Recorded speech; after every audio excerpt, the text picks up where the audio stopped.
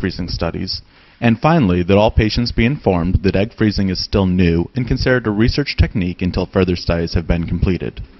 These guidelines are being followed here at RMA of New York, and we'll be providing you with an IRB-approved research consent with all the details about your participation in our egg freezing study. This video has been produced to provide you with an overview of the egg freezing procedure performed in the embryology laboratory and to present the results from our clinical experience with this new technique. Prior to your visit to the laboratory, you will have undergone follicular stimulation and cycle monitoring with the clinical staff at RMA of New York.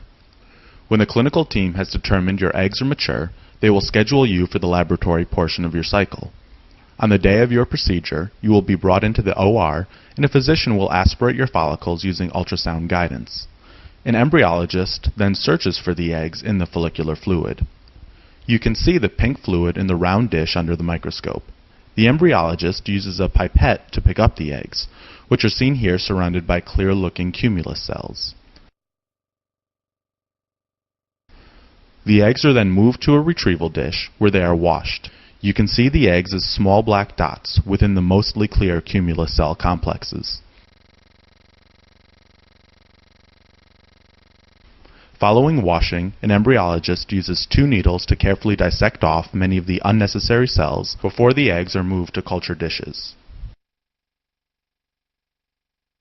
Prior to moving the eggs into their culture dish, 2 embryologists witness all retrieval and culture dishes. Your name, along with at least one other patient-specific identifier, such as your birth date or social security number, is verified.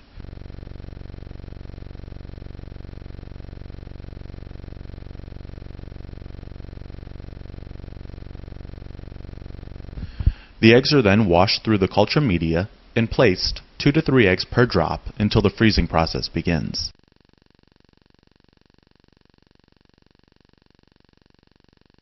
RMA of New York has years of experience with and has published our center's pregnancies using a proprietary slow freezing technique which has been applied more than 4,000 times worldwide and has resulted in more than 500 babies being born. An alternate freezing technique called vitrification can also be performed, but vitrification has only been applied in a limited number of cases with significantly fewer babies being born. Therefore, RMA of New York has chosen to use the slow freeze technique due to the significantly larger number of cases performed, the increased number of babies born, and our own highly successful published years of experience with the technique. In order to freeze eggs, we must first remove the majority of water by dehydration to prevent the liquid from forming ice crystals inside the eggs during the freezing process. Ice crystals within an egg can harm the highly organized internal structures. Using specialized freezing media in a dehydration dish with increasing concentrations of dissolved sugars allows us to effectively remove much of the water from inside the eggs, replacing it with protective fluids. Once again, both the culture dish with your eggs and the dish for dehydrating them are witnessed by 2 embryologists before any specimens are moved. After having the remaining cumulus cells removed, you can now see the 2 eggs as distinct dark circles. An embryologist then moves the eggs from the culture dish into the dehydrating dish.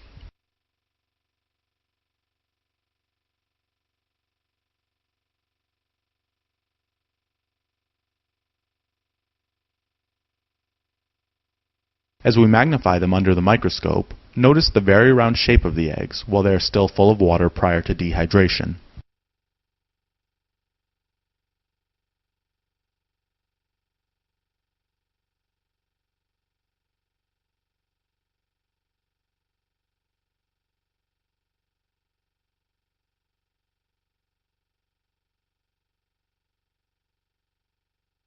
Your eggs will then be moved to the second well of the dehydrating dish, containing more dissolved sugars which can be seen to noticeably shrink the eggs and cause them to take on the appearance of a puckered surface.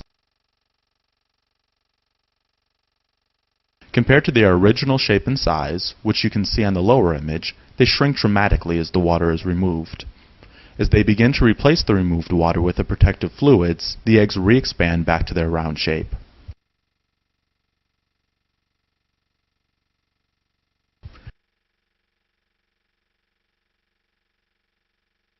The eggs are finally moved into a third well of the dehydration dish, which contains the media they will be frozen in.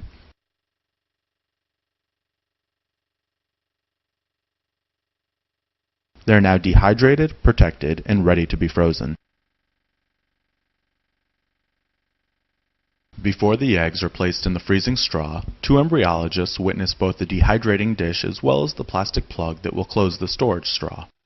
The plug contains not only your patient-specific identifiers, but also contains the quantity and maturity of eggs frozen in each straw.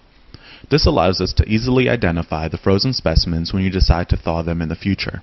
The straw is loaded in a very specific manner, and here the two eggs, the black dots, can be seen entering the end of the straw before it is sealed.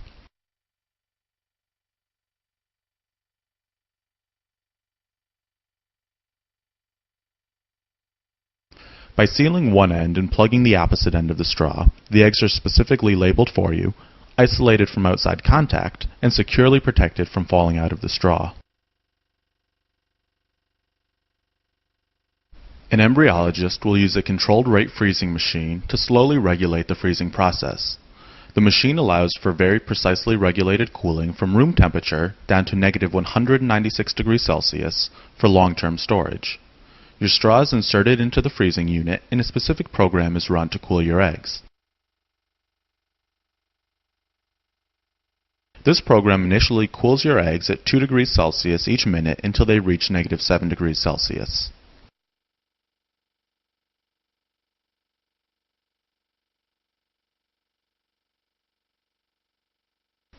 At -7°C, a very important part of the freezing process occurs. An embryologist will cause controlled ice crystallization of the media surrounding the eggs. By beginning crystallization before it would happen naturally, we're able to decrease the dangerous effects of ice crystals on the eggs. Frozen forceps are touched to the liquid column of media in the straw, causing the crystallization, which can be seen as the liquid turns from clear to opaque.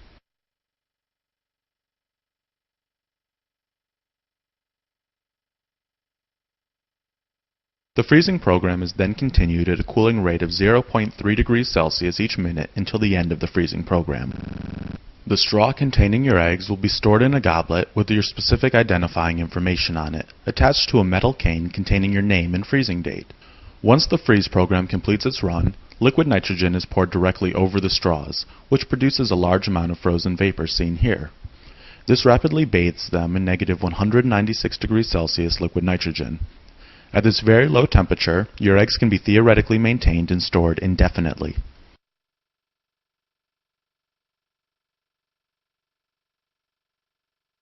The cane and goblet are prepared by plunging them directly into liquid nitrogen, and your straw is then placed in the goblet, keeping it in liquid nitrogen the entire time.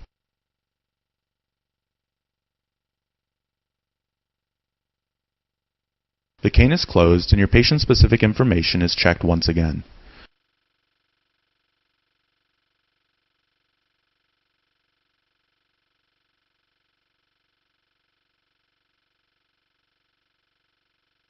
The eggs are then placed into a long-term storage container called a dewar, which is filled with -196°C liquid nitrogen and monitored for any changes in temperature. As evidence from our successful experience with this new procedure at RMA of New York, we present our results from our previously published paper in the Journal of Fertility.